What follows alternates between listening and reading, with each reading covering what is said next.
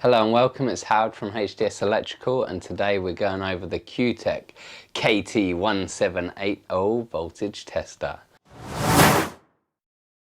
I've been through a few over the years. I've always found they're all generally pretty similar. The only thing I would say is I had a Digilock one and that just didn't last. It just fell apart. The build quality wasn't so good. I'm quite precious with them. I look after the leads, I look after it, I try and look after my tools. So I was just disappointed with the Digilock. Other ones I've lost or had nicked over the years or lent out to staff.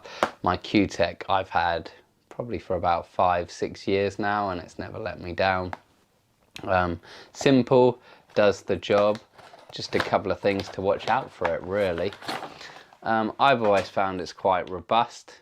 You've got nice simple bit for hanging your prongs on. What I did find with the Digilock is it had a couple of covers that actually allowed you to pull them off and you could get a longer prong, which has its uses occasionally if you're trying to get into a tight gap or into, say, the edge of a Wago to test if a Wago's live.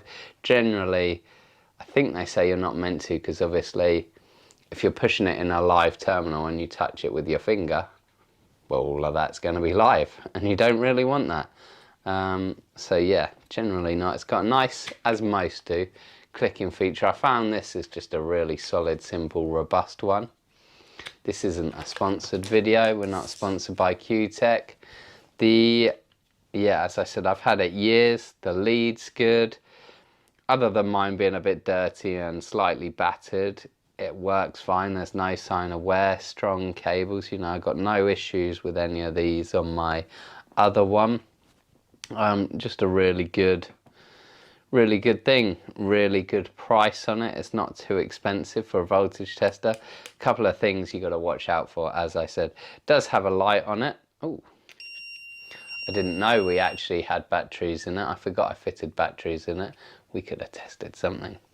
But yeah, it's got a little light on it. I use very occasionally, comes in handy very occasionally if you're fishing in something, trying to see where you're pronging it in a box or something like that, in a cupboard.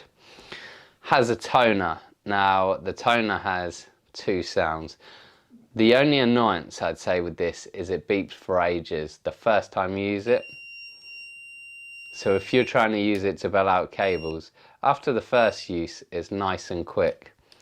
But if you're trying to quickly beep out cables, bell out cables, that first time you use it, every so often, it just stays on continuously for a second. So if you're quickly going, right, touch them together, touch them together, touch them together, you have to wait for that first long continuous beep to finish before you get kind of what I'd say is a standard beeping. There must have been a reason they did it that way. I'm not quite sure what it is, but I've actually found it just a slight annoyance. Doesn't really stop you because the beep is only for a second or two. Yeah, just minor grievance. The other thing, not that I'd say is a bad thing, but you've got to watch out for, is it has two tones. So if you've got continuity, you've got a solid tone, and people that don't know the Kew Tech get caught out by that, thinking something's live. That just means you've got continuity. Now, when you're on a live support source, it makes a very different noise. It makes a warble. Continuity, warble. And as I said, when you're on a voltage, shoots up, your lights light up, 230, bam, there you go. So if you're testing something like a TNCS system where you've got combined earth and neutral, you'll sometimes, or some systems, get a solid beep going live to earth or neutral to earth, live to neutral, and some people, if they don't know, will think that means it's live. What you're listening for is that warble, and if you've got continuity, everything lights up. If you've got just a voltage, the voltage will pop up. So if you're going live to neutral, generally 230 in domestic, obviously 400 or plus for commercial industrial, goes all the way down to 12 volts. Now, This isn't ideal if you want to test less than 12 volts, which I probably have to do once a year if I'm trying to test a driver or a transformer. Generally, we tend to use 24 volt transformers now, so that's not a problem.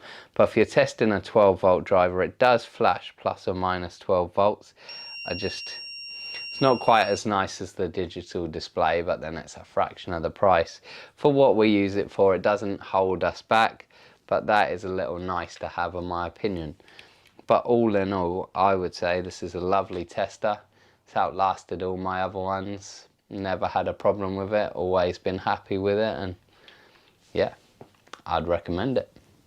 Unsponsored.